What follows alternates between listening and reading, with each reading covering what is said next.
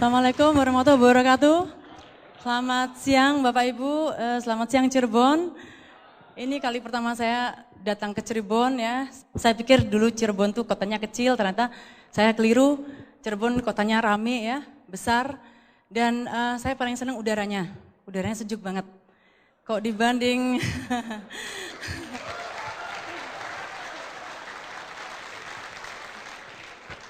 saya dari Surabaya. Kalau di Surabaya itu kalau udah siang pasti kita nggak tahan kalau mau berdiri di luaran. Ya pasti udah panas banget ya. Saya udah nggak sabar dari tadi, saya udah kepingin segera memulai acara ini. Karena saya dengar Cirebon tuh antusias sekali Bapak Ibu. Ya, mohon aplaus untuk Anda semua Bapak Ibu. Mungkin bagi Anda yang baru datang, pertama kali datang ke Vision Seminar, agak kaget. Ini pertemuan apa sih? Banyak tepuk-tepuknya, banyak orang joget-joget Bapak Ibu ya. Dulu pertama kali saya dipaksa oleh sponsor saya ke Vision Seminar.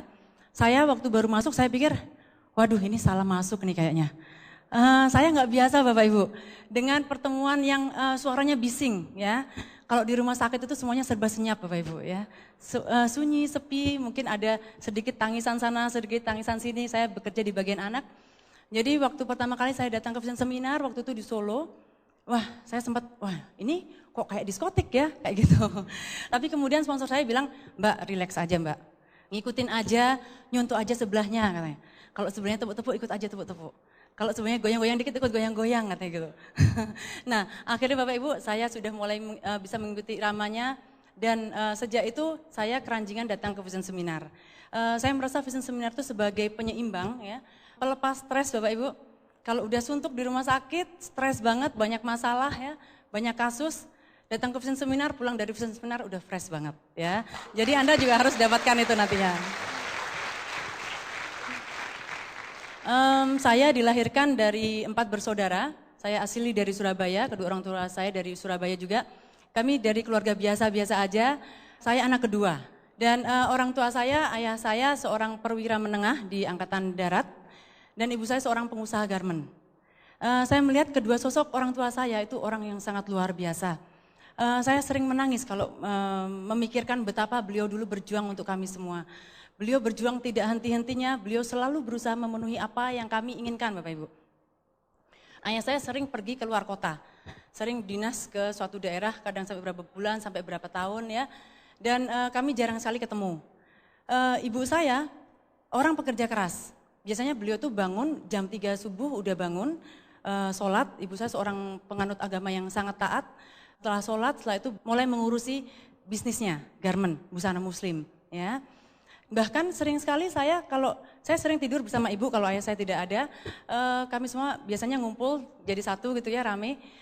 Sering sekali saya melihat ibu saya itu terbangun tengah malam, beliau sholat Bapak Ibu ya, dan berdoa untuk kami semua. Dan itu dilakukan oleh beliau selama bertahun-tahun Bapak Ibu. Jadi kami sangat merasakan kasih sayang kedua orang tua kami. Kemudian ibu kami mencanangkan bahwa pendidikan sangat penting. Jadi kami sekeluarga dipacu untuk mendapatkan nilai bagus di akademis Bapak Ibu. Jadi sudah biasa jadi juara kelas, kakak saya sering jadi juara umum juga. Jadi di SD itu sudah biasa kalau enggak kakaknya, adiknya lagi juga biasanya juara seperti itu. Dan kemudian kami sudah terbiasa seperti itu, SMP juga kami sudah biasa sekali belajar ya, belajar itu bukan beban, kayaknya jadi hobi. Kalau malam minggu teman-teman pada jalan-jalan itu biasanya saya lebih suka di kamar ngerjain PR ya, atau ngotak-ngatik baca buku kayak gitu. Jadi kayaknya bukan beban.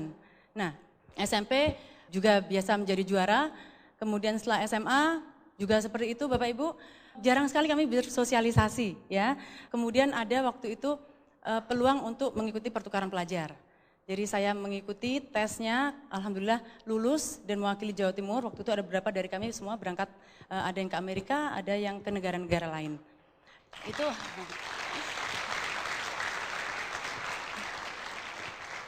Itu merupakan tahun yang tidak pernah terlupakan dalam hidup saya. 1 tahun di negeri orang luar biasa sekali, banyak sekali yang saya dapat di sana. Dan kebetulan saya tinggal dengan keluarga yang baik, keluarga yang bukan keluarga Amerika yang amburadul kayak di TV-TV ya. Malah saya kaget, di sana keluarganya yang saya tempati itu sopan sekali. Bahkan adatnya timur sekali. Seperti kita, kebetulan saudara saya di sana, host sister saya itu perempuan juga satu umur, jadi kami bersahabat, itu nggak boleh keluar malam sampai di atas jam 9, harus pulang. Kita nggak boleh pakai celana pendek yang di atasnya lutut gitu ya. Jadi benar-benar seperti timur Bapak Ibu. Jadi saya tidak merasa kesulitan untuk beradaptasi. Dan semua 1 tahun itu saya jalani dengan sangat menyenangkan. Semuanya serba baru. Dan kemudian kebetulan keluarga yang saya tempatin itu hobi musik ya. Saudara host sister saya, Lisa namanya, beliau pemain trompet. Dan kebetulan saya bermain piano dan kami sering sekali tergabung dalam satu tim jazz band.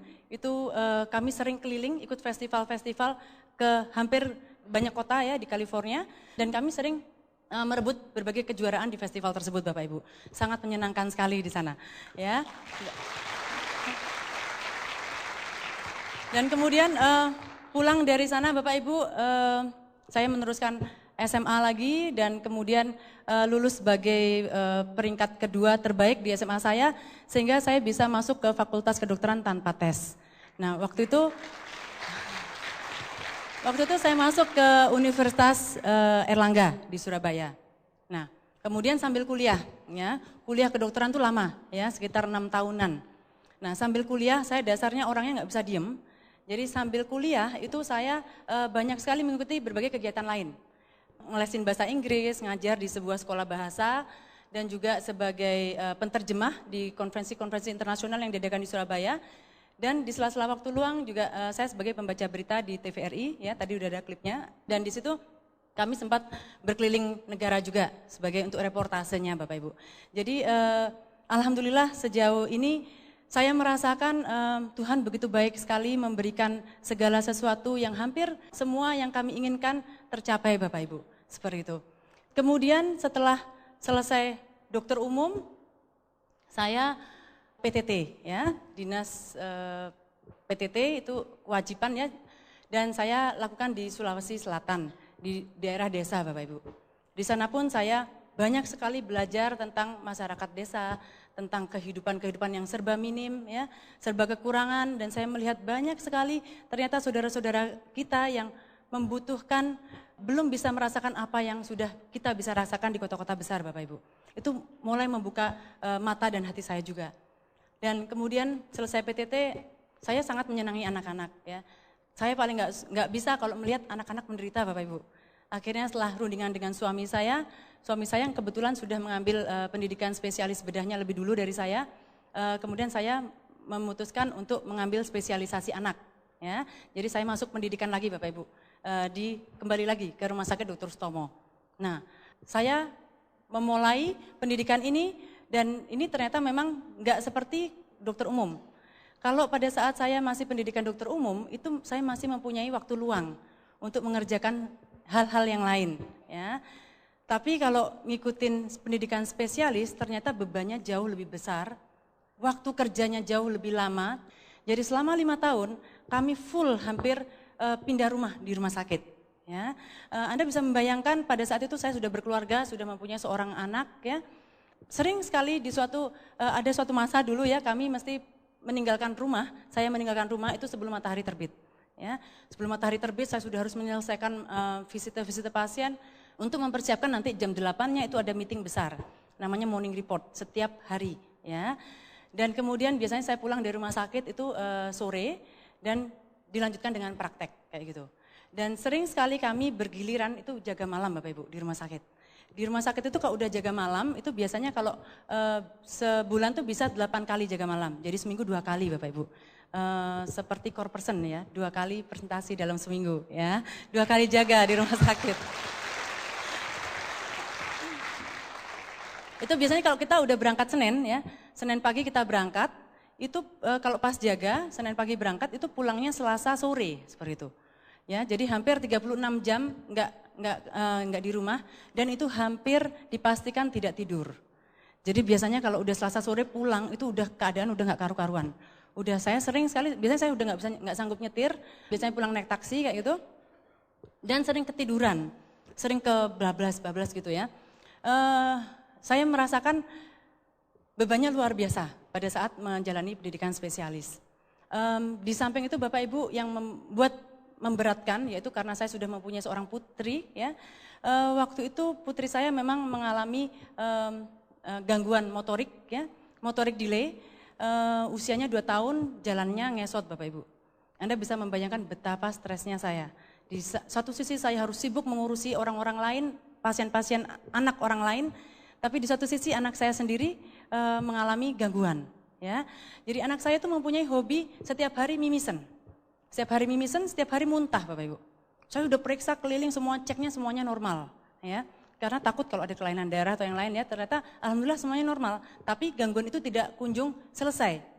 Biasanya kalau pagi hari anak saya bangun, itu udah sambil ngesot gitu ya, sambil ngesot itu sambil tes kayak gitu ya, ibu seperti itu. Ya, itu betul-betul sangat menyedihkan Bapak Ibu. Ya, saya stres sekali sampai kakak saya heran. Ini kamu suami istri dokter, anaknya 1 kok nggak bisa ngopeni ya, kayak gitu. Ya, saya sampai turun 4 kilo Bapak Ibu waktu itu. Ya, memikirkan anak saya. Saya sudah keliling ke semua senior, ke fisioterapi, tapi belum ada perkembangan. Sampai suatu ketika malam-malam ya, malam-malam jam 9 malam saya udah capek sekali waktu itu. Kebetulan saya nggak praktek hari itu karena capek sekali, saya udah mau tidur ya. Terus datang adik saya, ya, adik saya namanya Ibu Hida, waktu itu masih belum menikah. Beliau datang bersama ibu saya. Nah, saya pikir ngapain malam-malam gitu. Mbak, ini ada informasi bagus banget. Nah, udah bisa nebak Bapak Ibu ya arahnya ya. Apa? Mbak, aku ngantuk dah, saya bilang gitu. Mbak dengerin dulu sebentar, dengerin dulu. Kemudian saya dipresentasi Bapak Ibu. Dipresentasi dari produknya, saya nggak percaya sama sekali. Kemudian dari marketing plan-nya, terus saya udah deh. Dengerin dulu katanya gitu. Ini paling kayak yang dulu-dulu, sama aja. Kamu pasti hobinya yang kayak gini-gini, saya bilang gitu. Nah, kemudian yang bikin saya marah Bapak Ibu, di akhir presentasi adik saya tuh bilang, Mbak, ini nanti kita bisa bebas finansial, bebas waktu dan bebas pikiran katanya gitu. Wah, kayaknya aneh ya. Terus dia bilang, tapi yang bikin saya marah yaitu di akhir presentasi adik saya bilang, Mbak pinjem uangnya dong 1,5 juta. Beliau mau nutup bintang 3 Bapak Ibu. Nah itu dia, saya nggak kasih. Saya bilang, kamu itu dari dulu kerjanya ngutang melulu, nggak pernah balik kayak gitu ya. Ibu Hida itu paling suka bisnis MLM Bapak Ibu. Dan saya sudah memperingatkan berkali-kali bahwa ya mengerjakan sesuatu yang benar ya. Selalu mencoba MLM macam-macam Bapak Ibu. Semua jenis ya. Dari dulu saya sampai hafal. Jadi waktu dia menawarkan saya sudah tahu nih gelagatnya. Pasti MLM baru lagi ya, benar. Dan pada saat itu paradigma saya skeptis sekali Bapak Ibu ya. Saya berpikir bahwa MLM itu pekerjaannya orang nganggur. Pekerjaannya orang yang nggak punya pekerjaan, yang banyak waktunya banyak ya, dan yang mau kaya tapi nggak mau kerja Bapak Ibu, seperti itu ya. Dan kerjanya nipu-menipu, tipu-tipu nanti bisa dapat dari sini, ngumpul duitnya. Saya pikir seperti itu. Dan cocok sekali karena kebetulan yang mengenalkan bisnis ini adalah adik saya yang waktu itu juga masih nganggur. Jadi saya pikir wah pas banget memang ya, kayak gitu ya. Jadi Bapak Ibu, saya nggak pinjemin, adik saya ngotot. Mbak, ini nggak sampai sebulan tak balikin. Terus waktu itu saya ngeliat dia yakin sekali dan dia bilang, lihat ya Mbak ya, lihat ya, dia bilang. Lihat, 2-3 tahun lagi aku dapat BMW-nya. Waduh, waktu saya langsung mules Bapak Ibu. Saya ngeliat itu matanya dia yakin sekali, tapi kok aneh gitu loh. Orang, saya mengenal banyak sekali orang sudah bekerja puluhan tahun, 15 tahun bahkan, beli BMW itu belum kepikiran kayak gitu.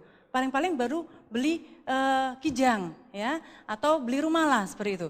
Ini dari nganggur, ngutang lagi 2-3 tahun katanya mau dapat BMW kayak gitu. Kan nggak masuk akal ya. Tapi beliau yakin sekali dan akhirnya saya pinjemin Bapak Ibu ya. Saya pinjemin, dia bilang, udah Mbak, dilihat aja ini nanti tak balikin. Dan ini yang MLM ku yang terakhir katanya gitu. Saya bilang, lihat aja, ntar paling 2 minggu lagi, ntar kamu udah datang bawa yang baru lagi. Saya pikir seperti itu. Ya, nah kemudian setelah beliau pulang Bapak Ibu, saya sudah lupa, sama sekali sudah lupa dengan apa yang diterangkan. Saya sudah kembali ke rutinitas lagi. Dan ternyata berapa minggu kemudian, benar adik saya datang lagi, dia kembaliin uang saya. Ya, tapi waktu itu saya marah lagi Bapak Ibu. Kenapa kok marah? yang dibaliin cuma 1 juta. Ya, yang 500-nya itu dibeliin produk dan saya langsung dimemberkan. Wah, ini ilegal ini. Ini ilegal ya. Saya bilang saya nggak mau gabung kayak ginian. Udah Mbak, udah terpaksa ini, udah simpan aja dia bilang gitu. Dan waktu itu dia belikan beberapa produk untuk anak saya Bapak Ibu ya. Untuk anak saya kalsium anak, yang satunya lagi ada teh ya, ada kalsium dewasa juga. Seperti itu, saya bilang nggak bisa, itu yang 500-nya harus balik.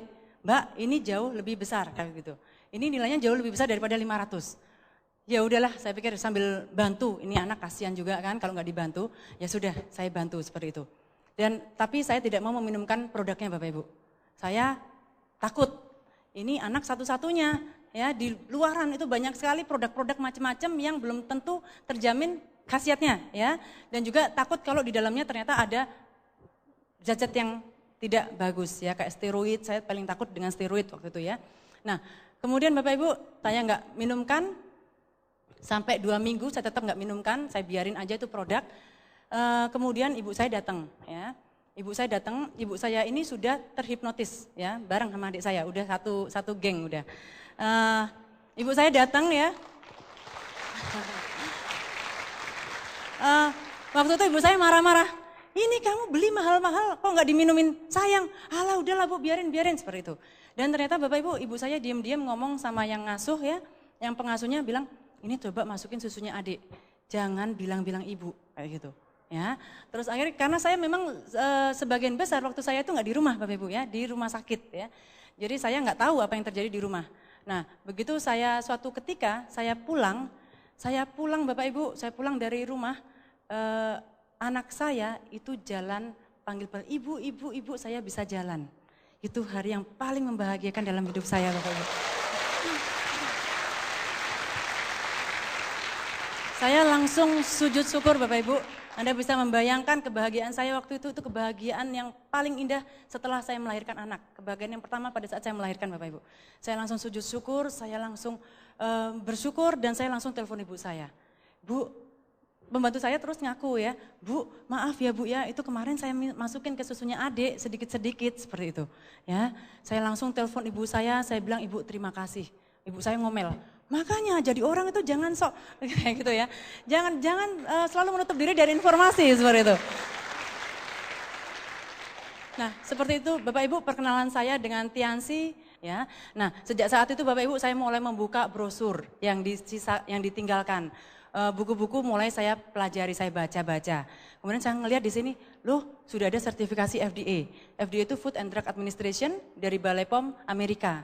Ada TGA juga ya. Dari Australia sudah ada, Eropa sudah ada, dan dibawa ke bulan Bapak Ibu produknya. Waduh, kalau gini ya memang dari dulu saya udah mau ngasihin, karena memang kekurangan informasi. Jadi kayak sudah skeptis duluan, udah nolak duluan kayak gitu ya. Nah setelah itu Bapak Ibu, saya mulai terbuka dengan produk ini. Dan kemudian ibu saya dan adik saya waktu itu mulai mengundang saya ke acara home meeting. Ya, saya masih nggak mau, masih sibuk banget. Ya, belum sempat. Dan saya merasa dari brosur aja udah cukup, nggak perlu ke home meeting lah. Ngapain sih? Udah ngerti. Sok tahu biasa ya kayak gitu ya. Nah, tadinya saya nggak mau Bapak Ibu ya, tapi adik saya ini mengundang itu nggak pernah berhenti ya. Belakangan karena yang diundang nggak ada yang lain ya, jadi saya aja yang disuruh ke sana. Jadi dia memaksa saya untuk ke home meeting yang diadakan di rumah ibu waktu itu sampai 8 kali saya diundang, saya nggak mau. Dan yang terakhir ibu saya nelpon bilang, kamu harus datang ke rumah ibu sekarang. Kamu udah lama sekali nggak datang ke sini. Terus akhirnya ya udah hari Minggu saya datang ke sana. Dan saya nggak ngerti ternyata memang di sana sudah di set home meeting Bapak Ibu. Ya, jadi saya terpaksa mendengarkannya lagi. Ya, kemudian waktu itu yang presentasi ada sponsor dari Bandung ya, dari Ibu Hanum dari Bandung presentasi. Saya baru mengerti. Oh ternyata nggak seperti yang saya kira sebelumnya. Jadi di sini ternyata konsepnya adalah kita sebagai seorang pengusaha, seorang distributor. Ya, jadi bukan orang yang nggak jelas pekerjaannya, jelas banget seperti itu. Nah, saya mulai semangat dari situ Bapak Ibu. Ya, dari home meeting saya yang pertama saya mulai terbuka sedikit, kemudian saya mulai mencoba mengenalkan ke teman. Waduh, ini dia. Wah, kalau gitu pasti banyak yang mau di luaran sana, saya pikir seperti itu. Jadi saya ketemu orang, saya ketemu teman saya, tetangga saya kasih informasi ini Bapak Ibu. Belum ada alat-alat seperti sekarang, saya cuma cerita aja, ya cerita dari buku yang dipinjamkan ke saya, buku presentasi. Ya, saya cerita Bapak Ibu, kira-kira sampai 8 orang ya kurang lebih. Ternyata Bapak Ibu semuanya nolak, ya semuanya nolak. Saya heran, loh padahal kan konsepnya bagus ya, tapi kok banyak yang nolak. Dan nolaknya itu macam-macam Bapak Ibu. Ada yang sopan ya, oh enggak dulu kayak gitu ya. Tapi ada juga yang sinis Bapak Ibu, ya itu yang paling enggak enak. Kalau udah ketemu yang kadang-kadang ada yang senyum tapi senyumnya enggak ikhlas ya. Macam-macam Bapak Ibu. Terus saya sempat ketemu teman saya, teman lama saya bilang, saya presentasi juga ya, ala saya presentasi sesuai yang saya tahu. Saya bilang, bisnis ini ada BMW-nya loh, saya bilang gitu. Terus dia bilang gini, ya udahlah Nit, nanti kalau kamu dapat BMW kan aku juga ikut senang katanya gitu. Waduh, lemes lagi Bapak Ibu ya. Itu yang saya nggak pernah punya emas jadi mah kayak gitu, langsung kambuh ya. Ada lagi beberapa teman juga ngomong, ya udah kamu buktiin dulu Nit, kalau kamu udah dapat BMW ntar aku gabung seperti itu. Tapi Bapak Ibu, kemarin habis September saya datang lagi ke dia, saya tunjukkan majalah yang ada foto saya. Dia bilang, wah ya kalau sekarang ya sudah lama ya, sudah banyak orangnya. Udah enggak deh, udah itu memang nasib kamu, hoki kamu katanya gitu. Ya, Anda juga akan menemukan orang yang seperti itu Bapak Ibu ya. Enggak apa-apa, jalan aja terus kayak gitu. Bapak Ibu setelah ditolak-tolak banyak sampai hampir 8 ya, hampir mencapai 10 kali saya udah mulai putus asa. Bisnisnya susah banget ya, oke deh kalau gitu saya cuma pakai produknya aja. Saya udah nggak tertarik sama bisnisnya. Saya sudah mulai males kalau diundang home meeting lagi, saya udah nggak mau lagi. Waktu itu Bu Hida sama Pak Doni bilang, Mbak ada OPP Mbak, datang Mbak, di OPP lebih jelas. Wah enggak, paling ya sama aja. Jadi saya benar-benar waktu itu sama sekali nggak teachable Bapak Ibu. Ya saya nggak teachable. Sampai kemudian beberapa waktu kemudian ada berita Pak Naga mau datang. Mbak ini orang sukses mau datang Mbak mesti ketemu ini kayak gitu. Wah kalau orang yang sukses ada suksesnya sih nggak apa-apa lah. Kalau cuman ketemu sama Hida sama Doni udah nggak dulu deh ya, udah bosen kayak gitu. Nah akhirnya Pak Naga datang ke Surabaya, waktu itu beliau mengatakan bahwa beliau akan berangkat untuk terima BMW ya. Saya sempat konsultasi sama beliau, waduh Pak kayaknya susah banget ya ini bisnisnya, udah deh nanti aja saya kalau udah sempat aja ngerjainnya, kalau saya sudah selesai pendidikan spesialis, saya bilang gitu. Ini saya lagi sibuk banget karena pendidikan spesialis kayaknya waktunya butuh waktu banyak kayak gitu. Pak Naga waktu itu bilang, Bu mau sukses kok ditunda-tunda gitu. Kesalahan terbanyak dari orang itu adalah mereka memilih waktu yang tepat untuk memulai. Saya langsung, iya benar juga ya kayak gitu. Ternyata memang demikian Bapak Ibu. Ya, saya bersyukur sekali saya memulai pada saat saya masih sibuk Bapak Ibu. Ya, karena memang kebanyakan kalau saya menawarkan bisnis ini pada teman-teman juga mereka selalu waktunya belum tepat lah. Nanti aja. Yang mahasiswa nanti kalau udah lulus.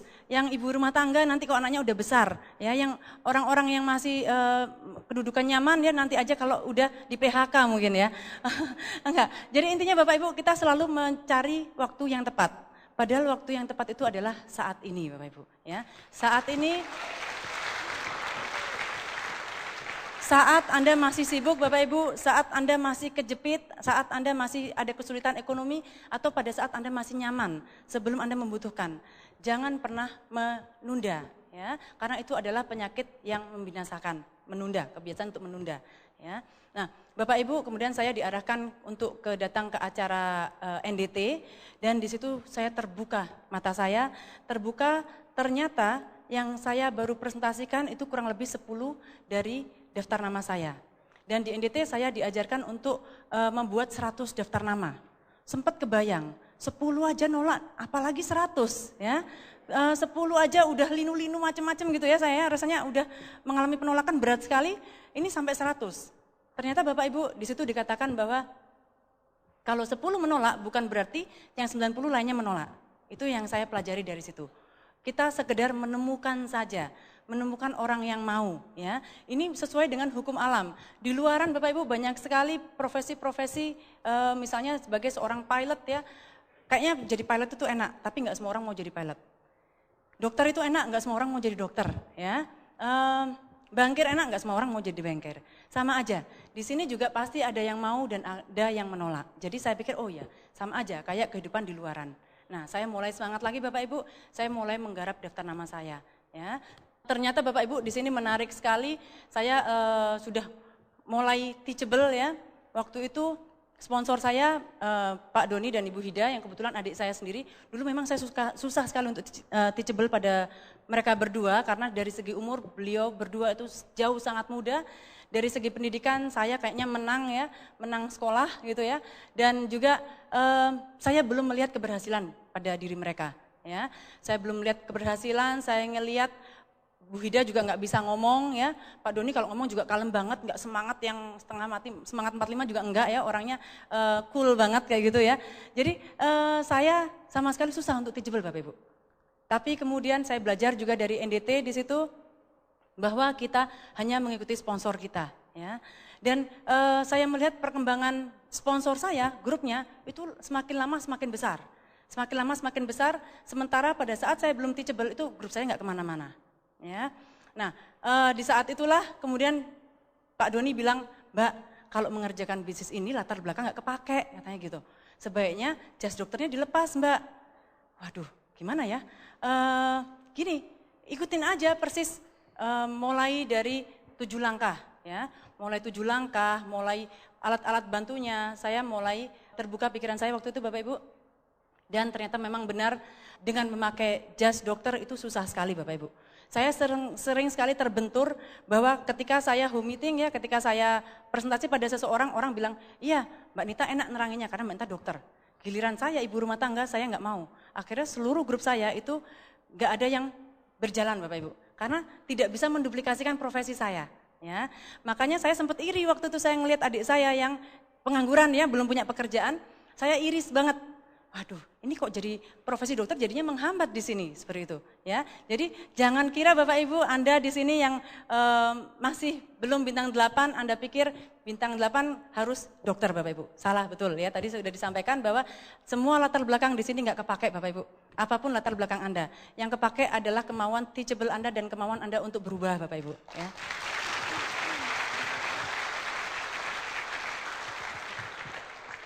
Bapak Ibu, jadi saya jalanin terus di sela-sela waktu luang ya, biasanya paling susah itu saya biasanya punya waktu luang itu Sabtu, itu saya bisa kerja setengah hari jam 12 pulang, itu pun kalau nggak jaga, dan hari Minggu. Biasanya itu saya Sabtu Minggu saya pakai full untuk anak ya, biasanya kita suka jalan-jalan, berenang, atau nonton TV sekedar santai, baca-baca yang ringan-ringan ya, tabloid kayak gitu, karena di rumah sakit sudah suasananya udah berat, semuanya udah kelas berat rasanya kayak gitu ya. Nah, Pak Doni ngomong gini, Mbak kalau bisa waktunya diinvestasikan dulu katanya gitu. Diinvestasikan waktu gimana nih Don? Waktu luangnya Mbak coba dipakai untuk membangun aset, dia bilang gitu. Oh yaudah saya udah mulai teachable, ya wes saya coba, saya bilang gitu. Jalan-jalannya kapan Don? Entar aja Mbak jalan-jalannya, kalau udah bintang 8 jalan-jalan lebih enak katanya gitu. Oke, saya 1-2 tahun itu hampir nggak pernah ke mall Bapak Ibu. Padahal biasanya itu adalah agenda rutin ya, jalan-jalan ke mall. Dan benar sekali Bapak Ibu, kalau Anda sudah menjadi bintang 8, Anda Bronze Lion, Silver Lion, jalan-jalan itu jauh lebih enak Bapak Ibu ya.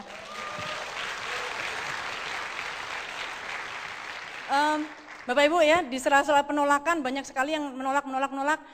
Suatu ketika saya ada home meeting, ini ya, ada home meeting, adik saya bikin home meeting, saya membuka daftar nama saya, ada seorang teman yang saya ingat, saya telepon, dia ternyata lagi seminar di Hotel Shangri-La.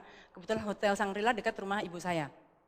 Saya bilang, Mbak, lagi di mana? Di Shangri-La. Sampai jam berapa? Jam 2. Habis itu tak jemput ya. Ngapain? Pokoknya ada sesuatu deh. Aku pengen tunjukkan sesuatu gitu. Dia udah heran aja. Yaudah, akhirnya saya jemput Bapak Ibu. Saya jemput, saya dudukkan ke acara home meeting di situ ya. Dan kemudian yang presentasi waktu itu adik saya kalau presentasi lama sekali ya, zaman dulu ya, kita sudah ngantuk-ngantuk kayak gitu. Saya pikir wah ini pasti nggak tertarik. Tapi di akhir acara saya kaget banget, teman saya yang saya ajak itu langsung closing bintang 3 Bapak Ibu. Saya sampai nggak percaya. Itu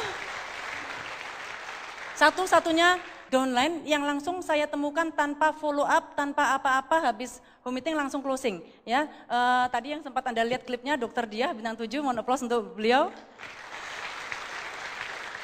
Jadi ternyata benar Bapak Ibu, Jadi dari 10 yang menolak daftar nama kalau tetap dijalankan, pasti Anda akan menemukan orang-orang yang bergabung di bisnis ini. Ya, jadi saya semakin semangat. Setelah itu saya mulai lagi presentasi ke teman-teman. Ya, ternyata masih banyak yang menolak juga.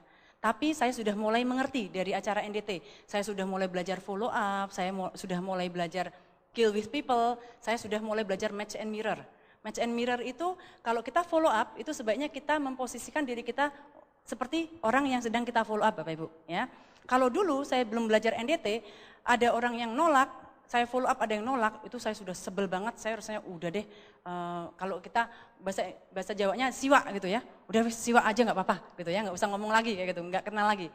Tapi saya belajar dari NDT di situ, Bapak Ibu, ternyata follow up itu menentukan keberhasilan kita di sini, 80% keberhasilan kita. Jadi saya baca buku berpikir berjiwa besar dan mencari kawan, mempengaruhi orang. Di situ ternyata saya banyak sekali ilmu-ilmu tentang follow up. Ya, kemudian saya mulai, saya tidak pedulikan orang-orang yang menolak, saya mulai mempresentasi orang-orang yang baru.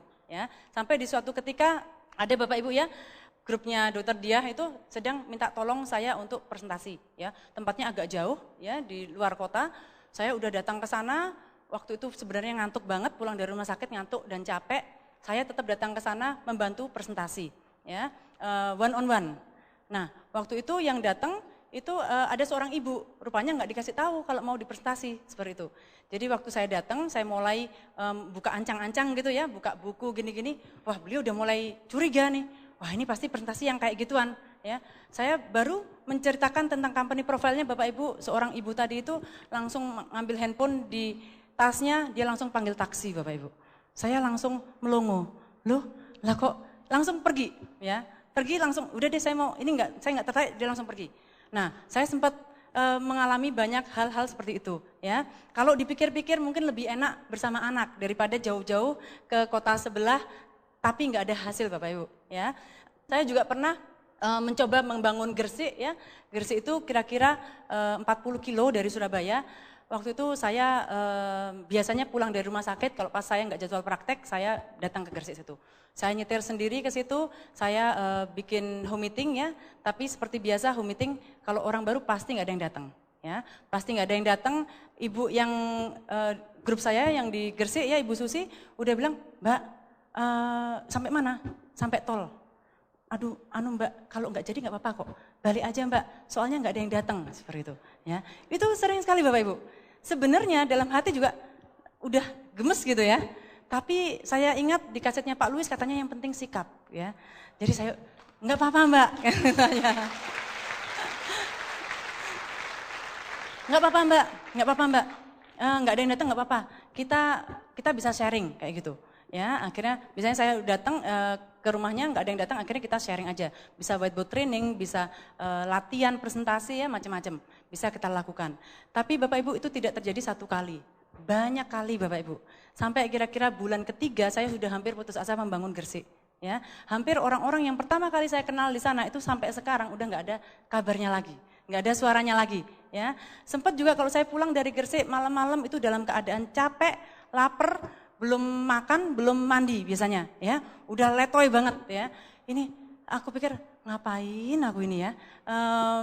Kok mestinya praktek aja udah jelas duitnya kan? Udah jelas duitnya dan udah jelas yang dikerjain. Ini kayaknya nggak tahu mau suksesnya kapan gitu loh. Kayaknya jauh banget ya. Sampai-sampai kakak ipar saya itu jadi negatif. Melihat saya banyak sekali mengerjakan pulang malam. Ya, waktu saya presentasi kakak kandung saya, itu kakak ipar saya sampai gini, kamu ngerjain Tiansi mau kayak Nita itu, pulang malam, kayak gitu. Ya, ini satu keluarga yang paling negatif. Tiansi ini kakak nomor satu saya yang tadi bicara di klip itu, Bapak Ibu ya, terutama suaminya. Sering sekali saya datang bertamu ke sana, niatnya follow up ya. Kakak ipar saya udah bilang, oh Tante Nita silakan masuk. Tapi nggak ada kata-kata Tiansi di sini ya, katanya gitu. Wah, itu juga lumayan Bu ya, menghunjam gitu ya. Tapi Bapak Ibu, alhamdulillah ya karena follow up yang terus-menerus hampir 2 tahun saya follow up mereka berdua. Sekarang kakak saya sudah menjadi bintang 7 dan insya Allah 2 bulan lagi jadi bintang 8. Ternyata saya belajar di sini bahwa apa yang kita kerjakan tidak akan pernah sia-sia Bapak Ibu. Apa yang Anda kerjakan, apa yang Anda bangun itu pasti akan ada hasilnya.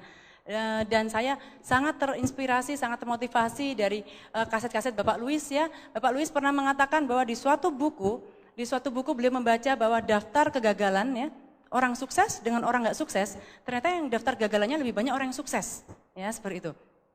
Ternyata Bapak Ibu, kalau orang yang nggak sukses itu pasti sedikit gagalannya, atau nggak pernah gagal, karena nggak ngapa-ngapain. Ya, jadi memang untuk sukses itu susah, tapi lebih susah lagi kalau nggak sukses Bapak Ibu ya. Sama-sama susahnya, enak pilih yang mana?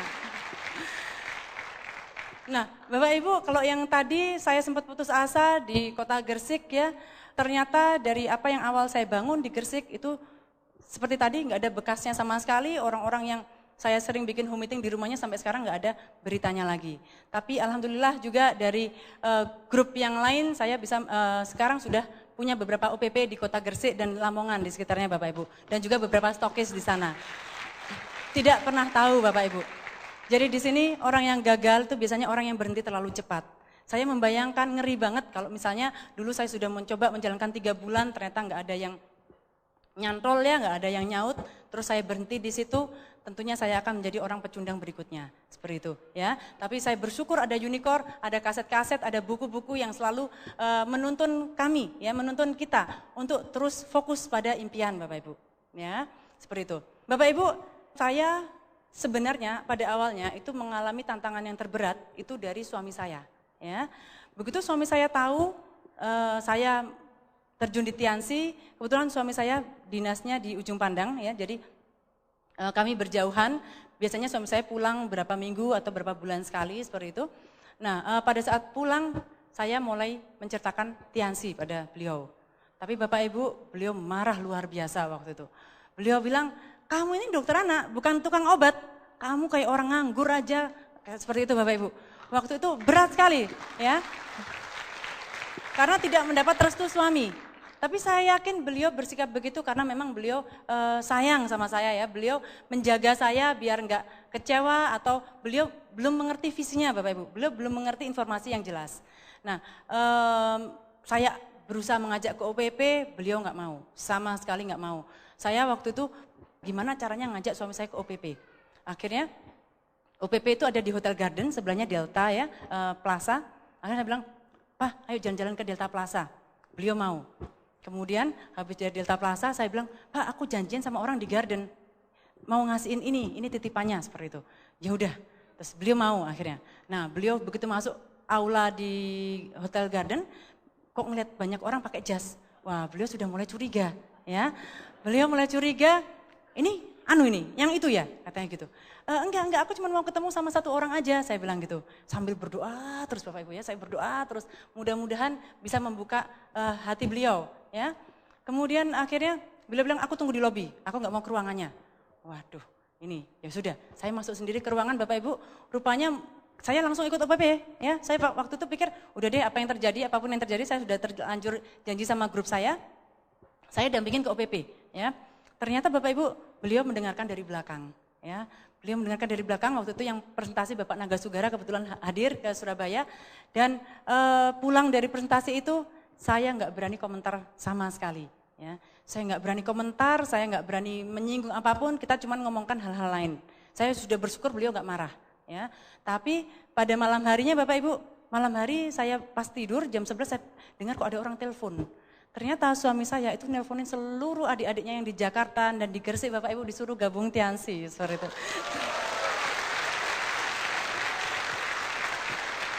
Saya bersyukur sekali, ternyata saya baca dari buku Cari Kawan Bapak Ibu ya, jangan pernah berargumentasi. Jadi saya selalu mengalah, saya yakin bila saatnya tiba maka keluarga tercinta kita pasti akan mendukung. Dan kemarin waktu 16 September saya hadir bersama beliau dan itu momen yang sangat luar biasa bagi kami sekeluarga. Dan beberapa minggu yang lalu saya SMS, saya telepon ke suami saya masih di Ujung Pandang, saya bilang, Pak milih BMW atau Mercy, kayak gitu ya. Terus beliau bilang, wah Mercy aja itu lebih keren, kayak gitu Bapak Ibu. Dan terus terang Mercy saya adalah untuk suami saya tercinta Bapak Ibu, untuk beliau.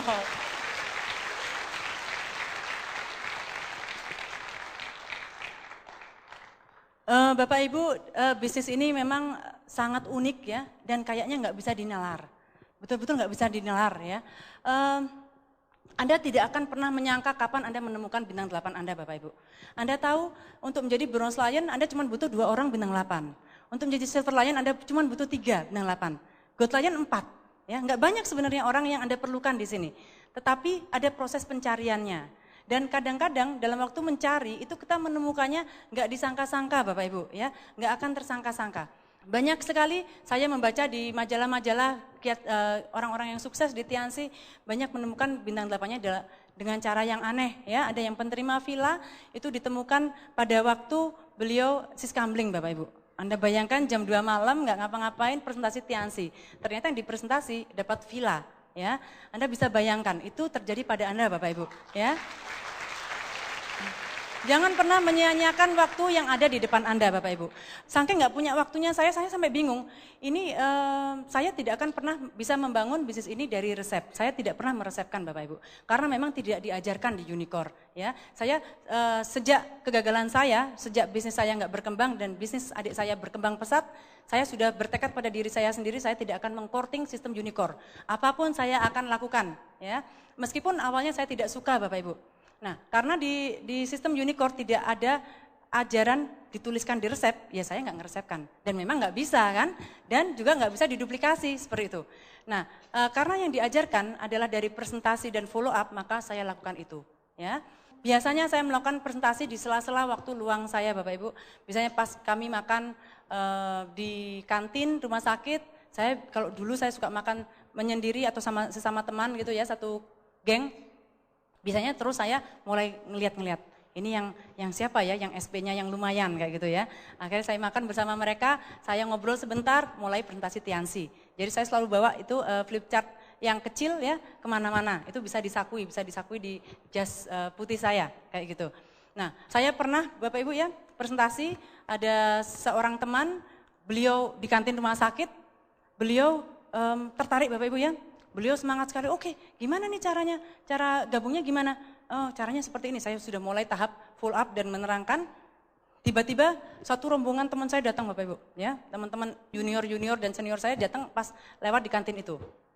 Terus beliau bilang, wah mulai bintang-bintang bertebaran, seperti itu Bapak Ibu. Wah, terus ini yang downline saya, yang udah mau gabung, nggak jadi Bapak Ibu. Enggak, loh kenapa? Aku nggak kuat gitunya itu tadi loh. Apanya? Ya itu tadi, kamu terangin udah semangat. Giliran dari gitunya down lagi. Saya nggak kuat yang up and down itu nggak kuat saya kayak gitu. Wah, pengejekan Bapak Ibu ya, seperti itu. Dulu saya juga seperti itu Bapak Ibu ya. Berat sekali mengalami pengejekan, sindiran-sindiran dari lingkungan Bapak Ibu ya. Banyak sekali teman-teman kolega, adik-adik kelas ya, atau teman-teman di sekitar perawat dan teman-teman kerja saya yang melecehkan ya. Udah mulai ada yang menghindar, kalau ketemu udah takut jadiin target kayak gitu ya. Macam-macam, responnya macam-macam. Awalnya berat Bapak Ibu, tapi karena kita mempunyai satu impian yang besar, maka kita diajarkan oleh Unicor untuk fokus pada impian tersebut, maka saya fokus Bapak Ibu ya. Dan giliran kemarin Bapak Ibu, ada pengumuman reward ya, dan saya menjadi salah seorang penerima mobil mewahnya. Respon teman-teman saya yang dulu mengejek itu kasih selamat. Waduh selamat ini dia akhirnya berhasil juga ya. Nit, nunut dong BMW-nya, ngikut dong kayak gitu. Saya pikir dapat sendiri dong, kenapa kok mau ngikut-ngikut sih?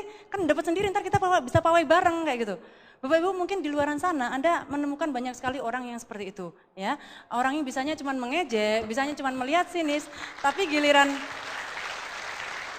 ketemu suksesnya minta ditraktir, nunut ya. Kenapa kita nggak berjuang sendiri untuk masa depan kita Bapak Ibu? Menghadapi segala rintangan yang ada ya, seperti itu. Terus terang saya banyak sekali belajar dari pertemuan-pertemuan dari support system Unicor untuk bertahan di sini Bapak Ibu ya. Bertahan lebih lama. Adik saya selalu bilang, Mbak, di sini yang menang itu yang bertahan lebih lama. Ya, jadi kalau Anda sekarang masih mengalami hal-hal yang menyakitkan Bapak Ibu, saya sudah merasakannya. Kalau Anda bertahan lebih lama, nggak lama lagi Anda yang akan menggantikan kami di depan sini Bapak Ibu.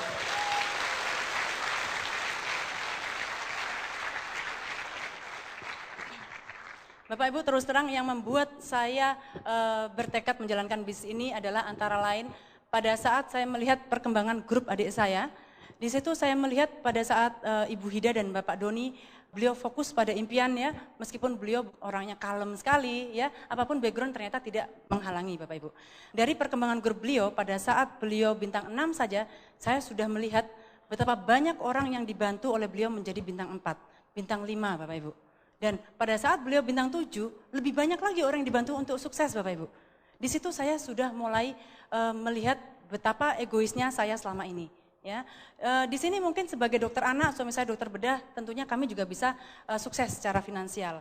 Tetapi pada saat kami sukses, biasanya kami sukses sendirian Bapak Ibu. Ya, kita nggak bisa ngajak keluarga-keluarga kami yang belum mempunyai penghasilan untuk sukses bareng-bareng, seperti itu. Saya melihat dengan ketekunan sponsor saya melihat beliau sudah banyak membantu orang, mengubah orang.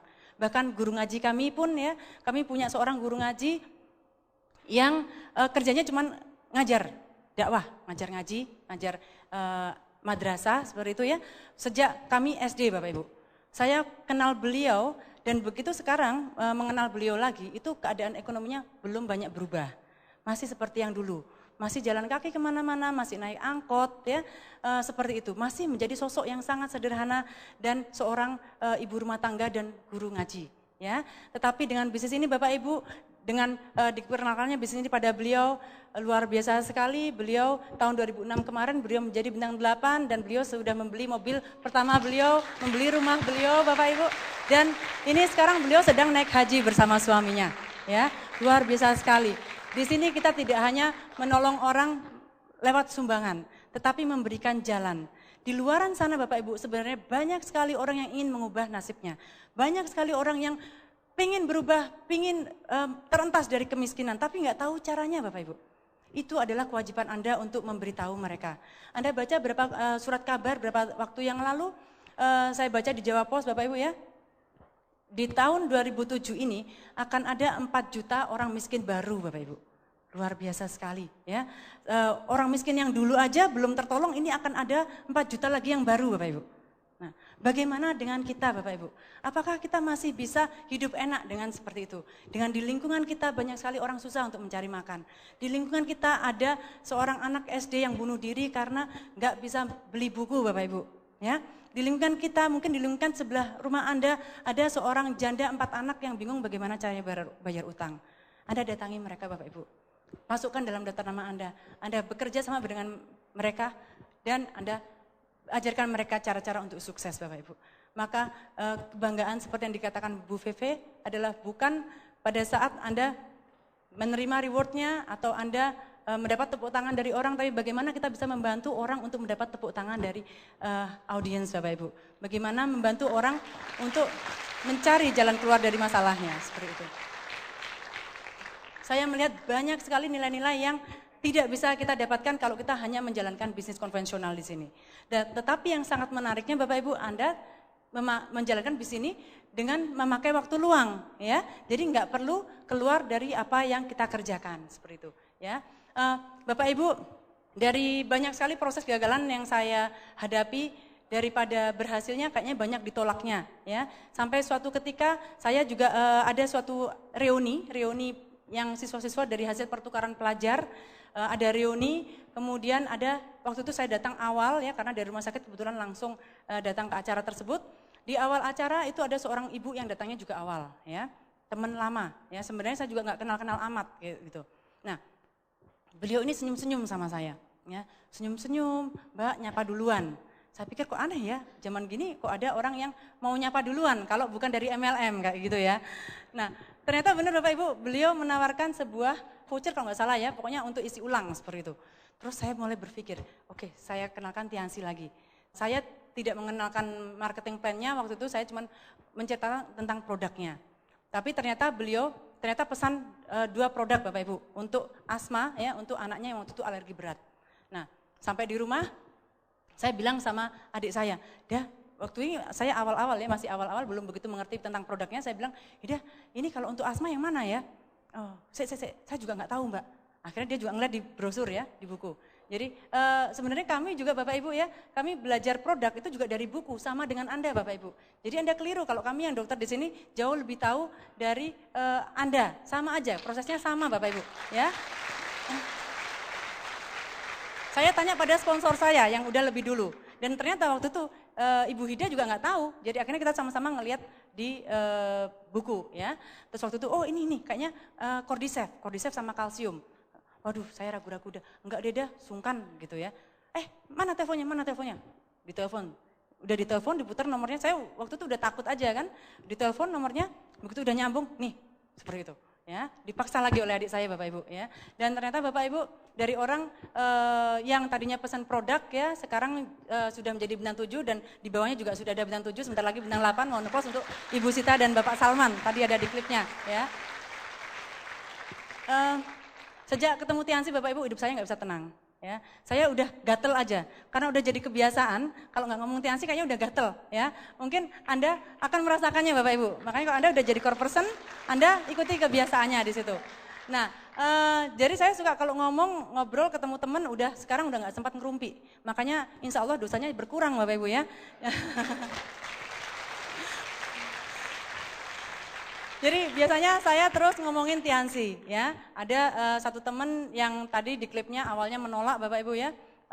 Kebetulan sama-sama kakak kelas saya, beliau seorang dokter anak juga. Beliau awalnya belanja 500.000. Setelah pulang dari rumah ternyata suaminya juga marah-marah ya. Suaminya kebetulan seorang dokter bedah juga. Dan beliau marah-marah Bapak Ibu, akhirnya si istrinya takut untuk menjalankan bisnis. Sebenarnya beliau tertarik tapi takut sama suami. Nah waktu itu saya sedang sibuk membangun grup saya yang lain ya. Terus waktu itu saya cuma pinjemin aja beberapa VCD buku yang saya sendiri juga nggak tahu sebenarnya yang mana yang berguna ya. Saya cuma sekedar meminjamkan 3 buah alat bantu, kaset, buku dan VCD. Tanpa saya tahu Bapak Ibu ternyata buku itu dilihat oleh beliau. Suaminya melihat Bapak Ibu ya, beliau melihat dan beliau ternyata tertarik dari situ. Saya sendiri kaget, loh kok bisa? Saya tahu suami beliau tuh keras ya, orangnya keras, jadi saya nggak begitu tertarik untuk memfollow up beliau. Ya, tapi ternyata dari alat bantu Bapak Ibu kita bisa menemukan leader kita di sana. Dan sekarang beliau menjadi bintang 7 di Jakarta, beliau bertugas di Rumah Sakit Harapan kita. Mohon aplaus untuk dokter ini dan dokter Haryono. Jadi Anda akan menemukan leader Anda itu dengan cara yang aneh Bapak Ibu.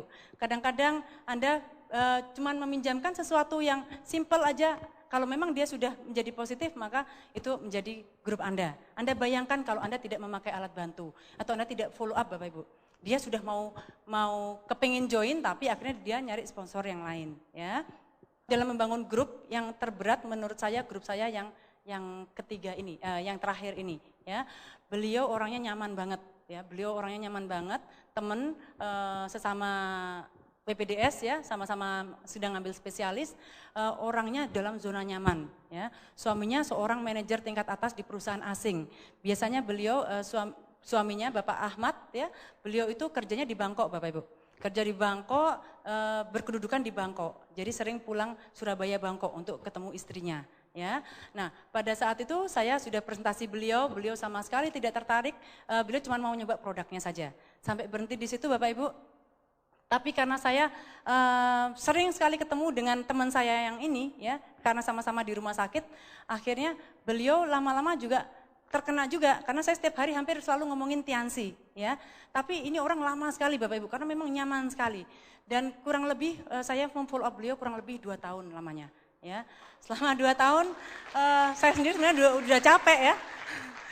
Tapi karena saya sering ketemu meeting sebelah beliau lagi. Ntar kita pergi bareng-bareng dengan beliau lagi. Bahkan saya ketemu beliau itu lebih banyak, lebih lama, bisa sampai 11-12 jam sehari daripada saya ketemu anak saya. Ya.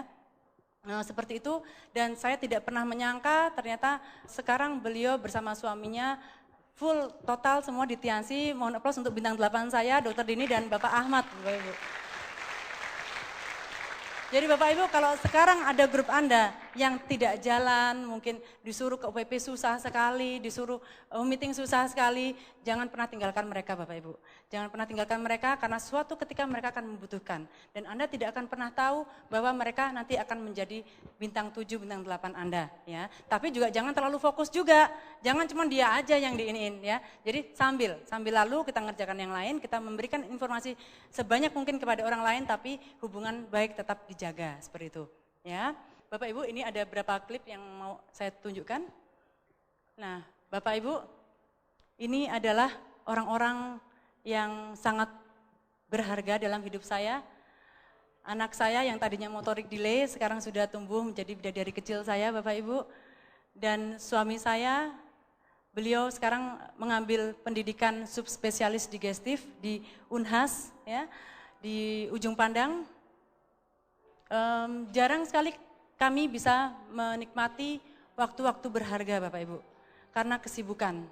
Sejak bertemu dengan Tiansi, saya bertekad bahwa waktu-waktu berkualitas saya adalah untuk orang-orang yang saya cintai.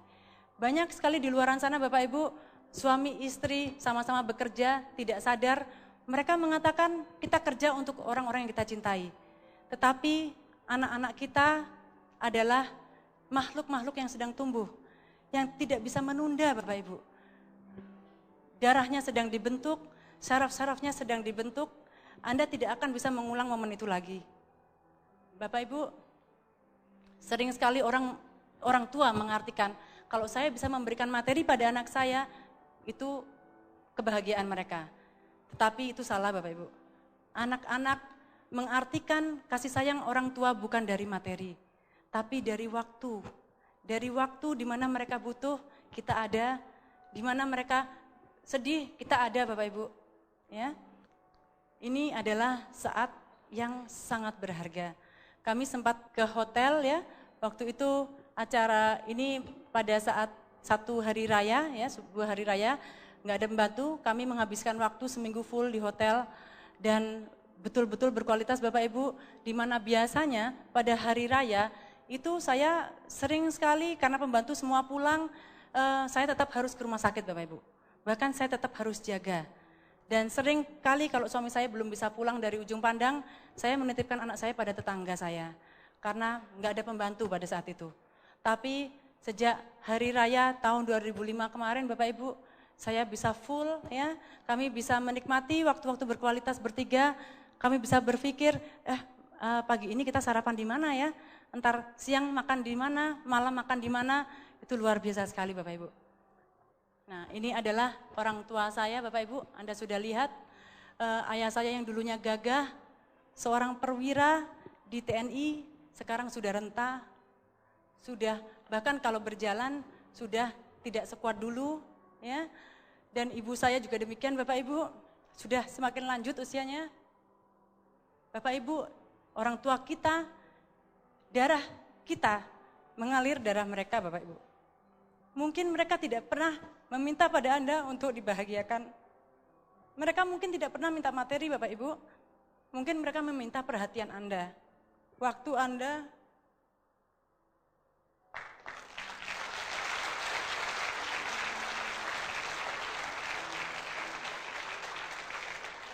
Sudah lama sekali saya tidak bisa mendampingi beliau.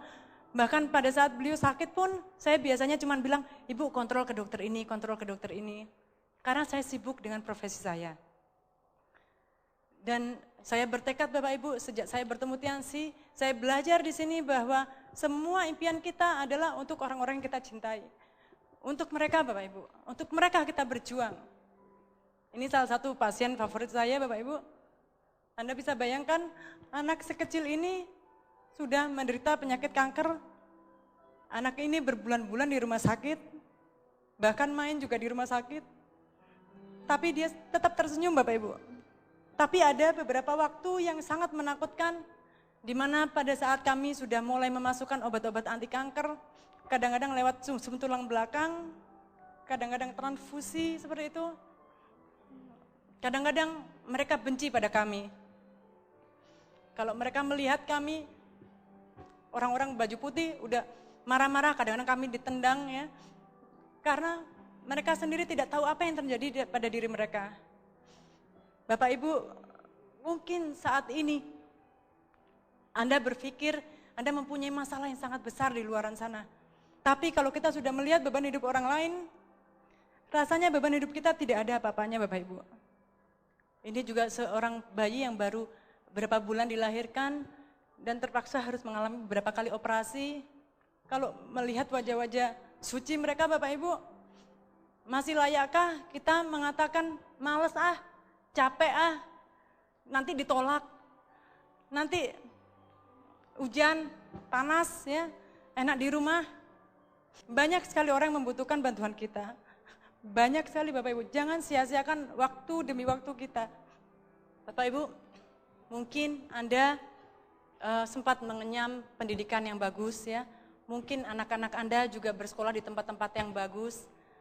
Mungkin Anda sempat meleskan anak-anak Anda, les macam-macam, les balet, les sempoa, bahkan les-les yang mungkin orang lain tidak pernah terbayangkan.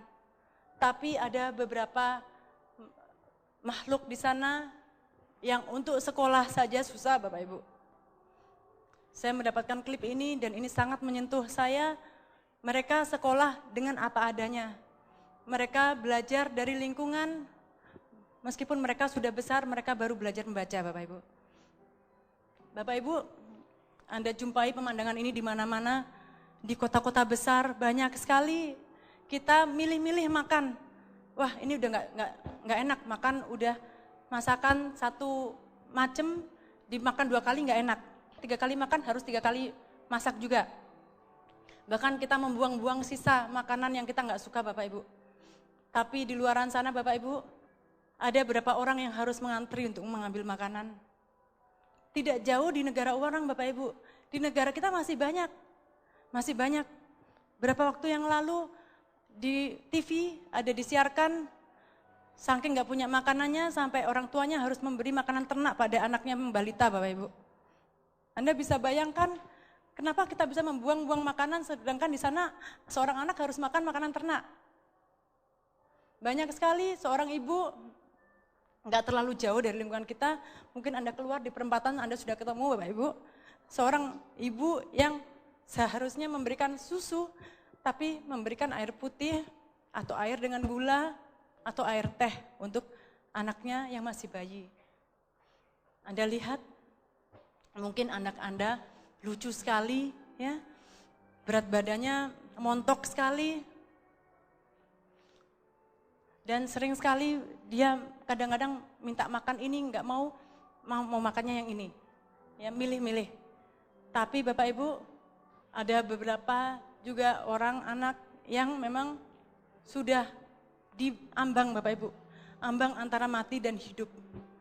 Dengan sedikit lagi kekurangan nutrisi maka dia sudah akan mati Bapak Ibu. Banyak sekali di luaran sana. Kalau Anda perhatikan di rumah sakit pemerintah, kasus ini belum punah dari negara kita. Masih banyak Bapak Ibu.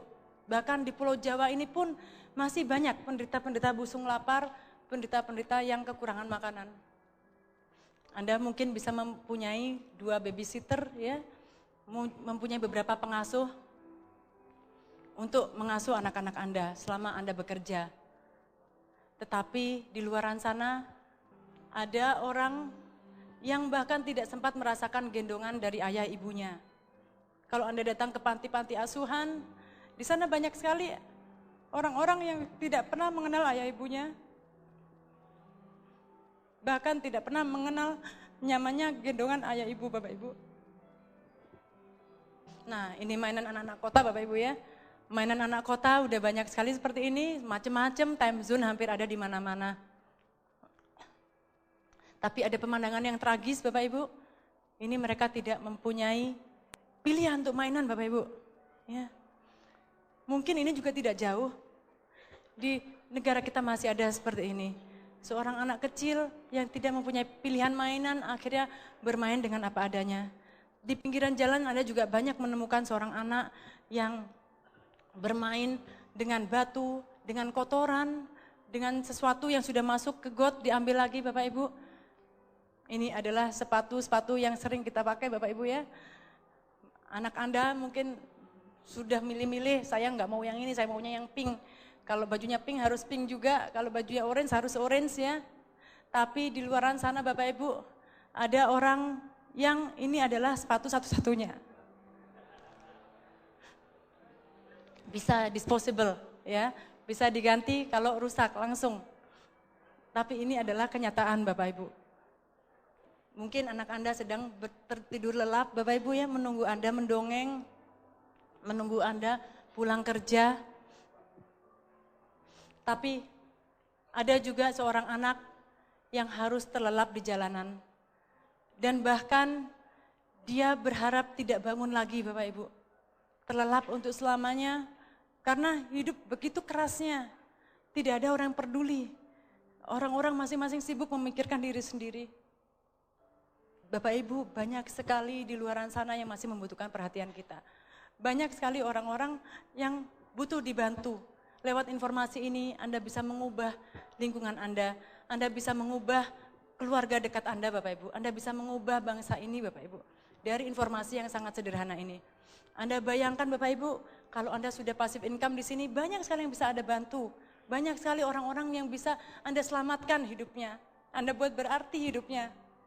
Bapak Ibu, masih pantaskah kita mengatakan, enggak mau banyak yang nolak. Enak di rumah nonton TV, enak di rumah sama anak, enak ke mall, jalan-jalan. Memang awalnya susah. Dan kalau misalnya Bapak Ibu Anda mengatakan Anda tidak bisa membangun bisnis ini, Anda benar Bapak Ibu. Tetapi Bapak Ibu, kalau Anda mengatakan bahwa Anda bisa membangun bisnis ini, Anda juga benar. Semua dari apa yang kita pikirkan. Sampai jumpa di puncak kesuksesan. Assalamualaikum warahmatullahi wabarakatuh.